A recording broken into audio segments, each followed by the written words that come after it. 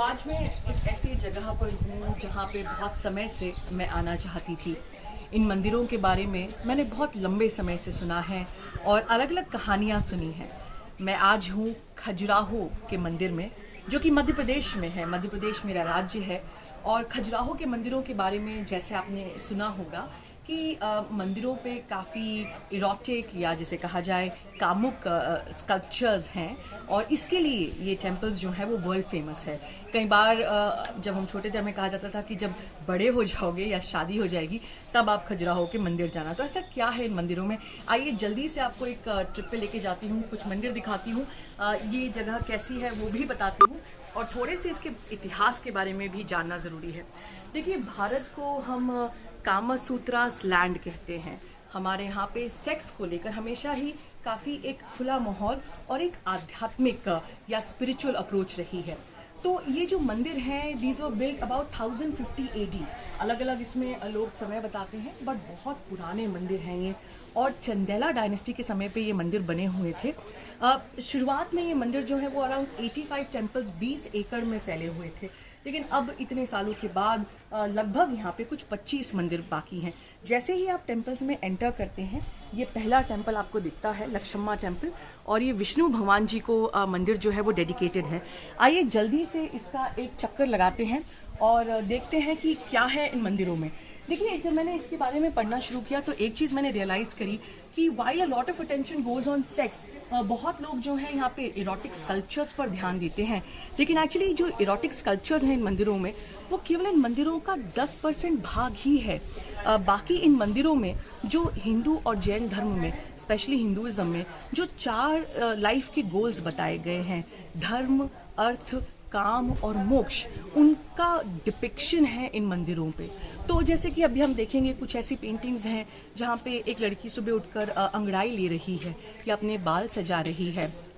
किसानों के भी यहाँ पे आपको पोर्ट्रेट्स मिलेंगे, लेकिन समहाउ इट इज़ हैपन कि ये टेम्पल्स जो हैं वो एक सेक्स या इरोटिज़म को लेकर उनका सिंबल बन गए। तो आइए देखते हैं मंदिरों में क्या है, उनके स्कल्पचर्स कैसे हैं।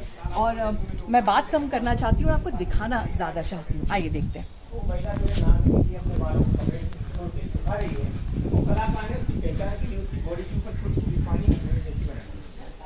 लेडी से समझ में आता है, जो महिला है नहा के निकली है और अपने बालों को सुखा रही है, ठीक है ना सर। इसके बाद आप गौर करना, ये नाक करना है, उधर जा रहा है नाक करने देखिए, नाक करने के ऊपर एक बहुत सुंदर स्कल्पचर है। ये young lady she is writing something, कुछ लिख रही है। आप गौर करेंगे उसके हाथ में पेन हो, पेपर है, कलम हो, कागज है, देख रहे हैं मैडम। और उसने पत्र को बड़े बैनर्स में उसने थोड़ा सुखा के रखा हुआ। हाँ, ये वाली नाक करने की जस्ट थोड़ा सा और देखिए, फुल मूर्ति, हाँ फुल मूर्ति की।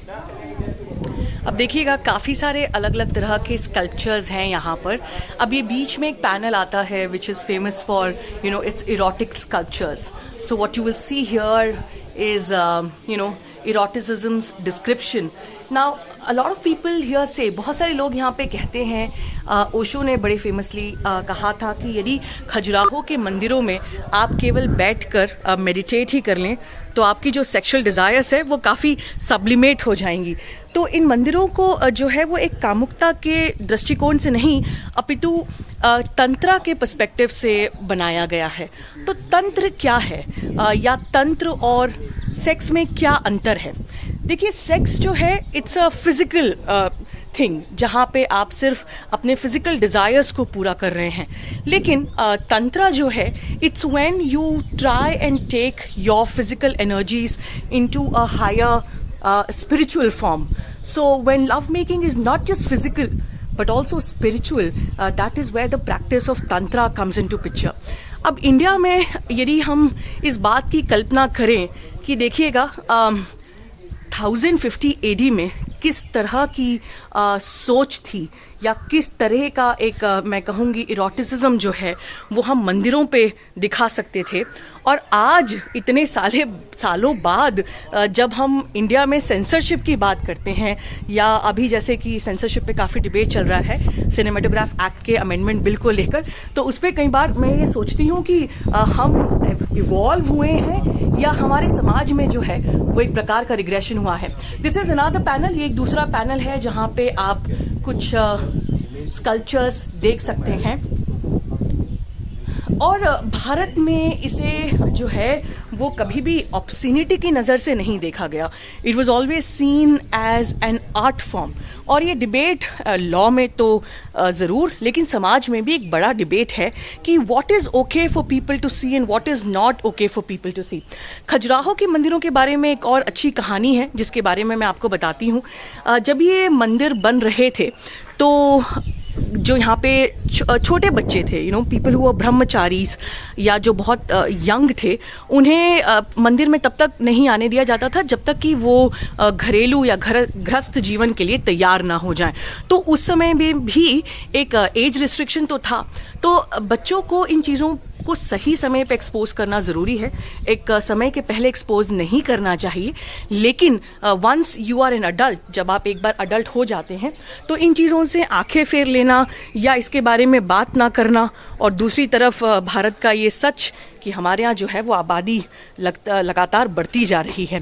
सो I think it is time कि सेक्स के नाम पर जितना हमारे भारत के समाज में एक ताबू माना जाता है या उस पर खुलकर नहीं विचार किए जाते, बात नहीं की जाती, I think Khajuraho temples are an inspiration that we need to have an open mind, कि हम एक स्वतंत्र दिमाग के साथ, एक खुले दिल के साथ इन विषयों पर विचार करना ज़रूरी है। बहुत सारे मंदिर हैं, बहुत लंबे एरिया में ये मंदिर जो हैं वो फैले हुए हैं, तो मैं आपको सब कुछ तो नहीं दिखा पाऊँगी। ये मंदिर जो हैं ये नागरा स्टाइल में बने हुए हैं। तो हिंदुज़म में जो मंदिर बनते थे कि सबसे ऊपर, मेरे कैमरे में तो शायद इतना पोटेंशियल नहीं है, सबसे ऊपर जो है वो कलश है, उसके बाद जो है शिखर है, फिर ये बीच में जहाँ पे हम खिड़की के जैसा देखते हैं, this is the main area जहाँ पे अंदर भगवान विष्णु की मूर्ति है। वहाँ पे भी आइए, जल्दी से चलते हैं और एक बार देखते हैं अंदर भगवान जी की मूर्ति। ये हमने देखा मंदिर के चारों ओर का प्रांगण। मंदिर के बाहर ही एक और छोटा सा मंदिर बना हुआ है, सामने कुछ मंदिर हैं।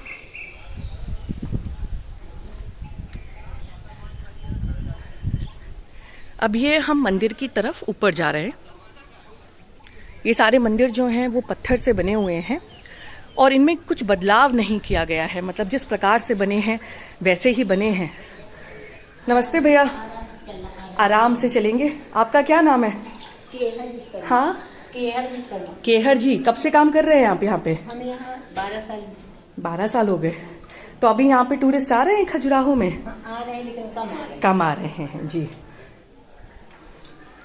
ये भगवान विष्णु की मूर्ति है जी। So as you can see, जैसे कि आप देख सकते हैं, ये भगवान विष्णु जी की मूर्ति है। और अंदर कैमरा ले जाना सही नहीं रहेगा, तो यहीं पे हम रुक जाते हैं। पर this is what we call ग्रह, अंदर का जो स्थान है जहाँ पे भगवान जी की मूर्ति है। यहाँ पे आप देख सकते हैं कि संस्कृत में श्लोक लिखे हुए हैं। ये मैं आपको बता दूं that this is a world heritage site. Khajuraho के जो मंदिर हैं वो यूनेस्को के द्वारा सर्टिफाइड वर्ल्ड हेरिटेज साइट हैं।